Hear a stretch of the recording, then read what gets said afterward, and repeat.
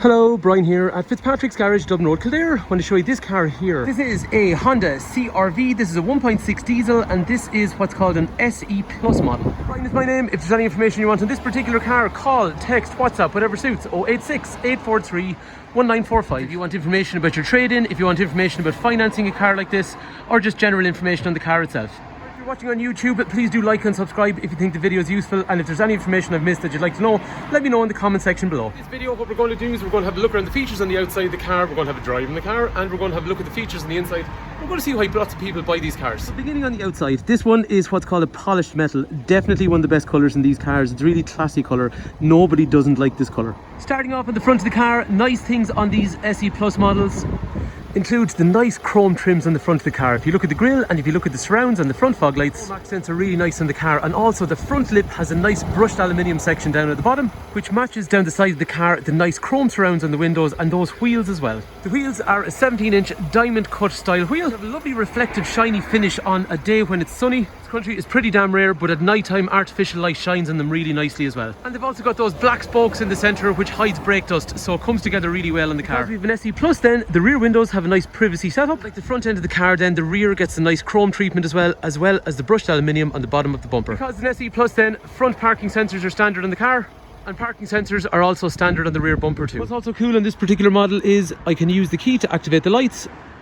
I can also use the key to let the windows down, as well as retract the windows and also the wing mirrors. I think what's nice about these, they actually look a bit different than everything else on the road, because so many of the Korean manufacturers and a lot of the other manufacturers, they make very similar looking cars. These are a little bit distinctive. Anyway, let's have a look to see what's on the inside of the car. From the inside, one of the things on these cars that people love is this absolutely massive boot. It's so much bigger than some of the other manufacturer SUVs.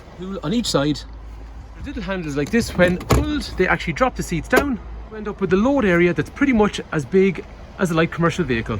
The boot is so much deeper in these. If I have someone in that's looking at a Tucson or a Sportage and I bring them over and have a look at a CRV, straight away they kind of look at it and you can see the facial expression because this boot is so much bigger. CRV's also got a spare wheel. Pretty rare these days. A lot of cars don't, but in fairness a lot of the SUVs I guess still do, but most of the Hondas actually don't. Anyway, in the rear of the car I've got an armrest over here which is nice and comfortable. It's got two drinks holders in through here as well, and then in terms of legroom and headroom, when I close the door over, this is the headroom I have. This is the legroom I have sitting behind someone like myself that actually driving the car, and then as we said already, there's a nice privacy glass on the rear. Common question for most people is, can you get 3 child seats across the back? Okay, you can get 2 child seats and a booster in through the centre, or an adult in through the centre. You can squeeze, and I mean squeeze, 3 child seats across the back, but you won't be able to use Isofix in that point. That's where you're using the 3 safety belts. It is doable, I've seen people do it, but you're better off buying a 7-seater car with 3 independent seats if that's what you're looking for. But I will say one thing, it is definitely wider than something like the Sportage, Qashqai or Tucson. Seating then, this is the kind of view that I'm going to have around me, and down through here then we can see there's also ventilation for myself in the back. Both seats containing kangaroo pockets. The rear then is dark black cloth with black floors and black plastics on the rear, so easy to clean and hard wearing. Nearly up front, it's the exact same type of material as well. The seat then is completely height adjustable with lumbar support for lower back.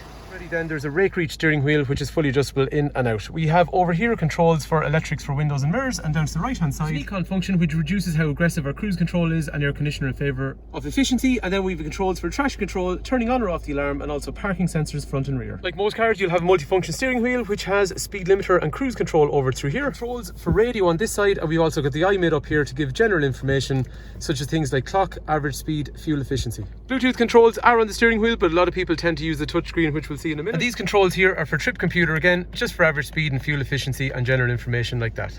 Up high on the roof then, there is 2 mirrors. One of them is to look at the cars behind you, whereas this one here is to look at the seats behind you. So a conversation mirror, which also doubles up as a sunglasses holder. Through the centre then, underneath the iMid, we have our touch and swipe screen, which is going to be Android with navigation, and also a reverse camera that goes with those mirrors. What I mean by the mirror is when you go for reverse, this mirror on the left hand side actually drops, so you can see what you're reversing around, which is pretty damn cool. As you said, parking sensors are standard as well, so you really have no excuse for crashing into something.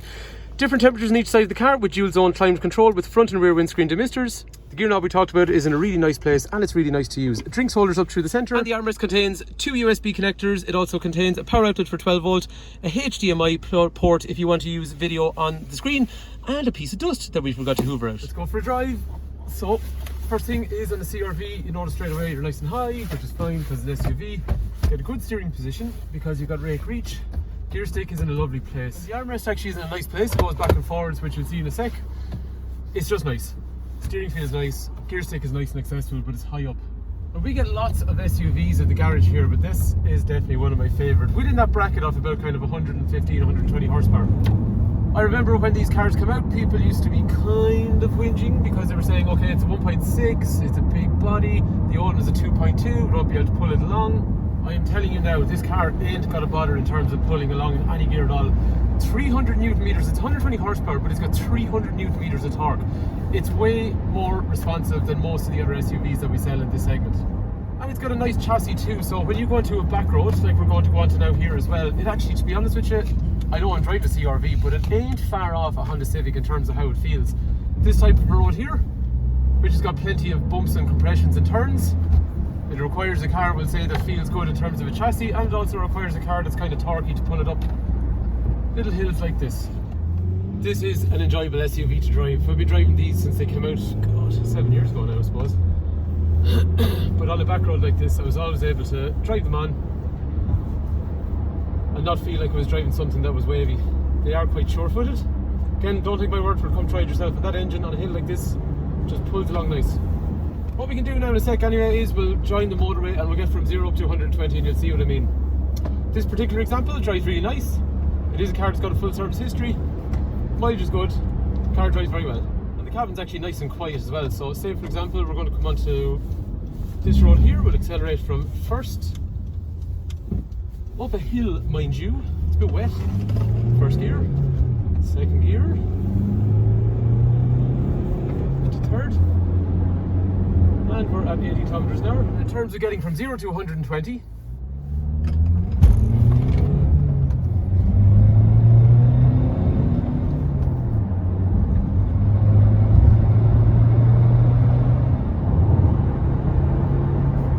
these cars drive really well. There's no point in me telling you, if you're coming looking at a car like this, there's no point in me telling you that it drives well, then you come and you're disappointed. Whenever people come to drive these, they always come back and say that was actually a lovely car to drive. And fuel efficiency is damn good in these cars as well. Normal people average somewhere in the region of about 50 to 55 miles per gallon, about kind of early 5s, 5.1, 5.2 litres per 100 kilometres. So if you're looking for an SUV that's actually got a good responsive engine, it's got a good chassis that's enjoyable to drive, but it can still do all the family stuff, then these are definitely worth considering. And in terms of reliability, these cars have been super reliable. This engine's been out since 2013, and injectors, turbos, intercoolers, all that kind of stuff, clutches and flywheels, they have been bang on. So anyone that was ever worried about this engine, it is absolutely bulletproof. So there you have it. That is our 2017 Honda CRV 1.6 diesel. This is a vehicle for somebody that actually wants a nice SUV that looks well, that's a bit different, that's well equipped, that's easy to run, and it's actually still nice to drive. This particular example drives really nice, and this car has a full Honda service history all the way through. The car has originally come from the UK, the reason being the new model of CRV only comes in petrol, or it comes in petrol hybrid, and unfortunately there are lots and lots of people that still need a diesel car. Even people will say that own these cars and bought them brand new from us in Ireland, they are not ready to give them up, and the problem is we are running out of trade-ins. To solve the problem, we have set up alliances with some main Honda dealers. We don't go through auctions, we go directly to Honda dealers and we buy up their stocks. The great thing about bringing them over from the UK, the English are fussy. They look after a vehicle. We then transport the car over, we do all the checks, and then we put it into our workshop and get the car serviced. Then we register the car in the Irish plates, which means you just drive away. These are always nice low mileage cars when they come in, and they'll always have full service history. So if you keep the service history and you keep the mileage nice, you keep the car in good condition, it's going to be worth money in a few years' time, because they are the determinants of what a car is worth. Mileage, condition and year. That is exactly the variables that people make their decisions on when valuing a car. So it's important to consider the history in the car when you're buying it, and it's also important to consider where you buy the car, because you want to be able to go back to them and actually know that somebody's going to look after you. Fitzpatrick's Garage, Dublin Road, Kildare. Family run business in operation for almost 70 years. Brands such as Honda, Hyundai and also Mercedes-Benz. We're after sales service agents for Lexus and Toyota. I've been here myself since 2007, supplying cars to people all over the country in an honest and as professional a manner as I possibly can. So when you're investing your money in a car like this, you know there's going to be a good family and friendly after-sales service. The garage here is equipped to cater for all your after-sales and body shop and servicing needs. So if you want information on this car, call, text, WhatsApp 086 843 1945 about trading in the car, about finance, or just about this car in general. If you're watching on YouTube, please do like and subscribe if you think the video is useful, and if you want me to do any other information on a video, just let me know in the comment section below.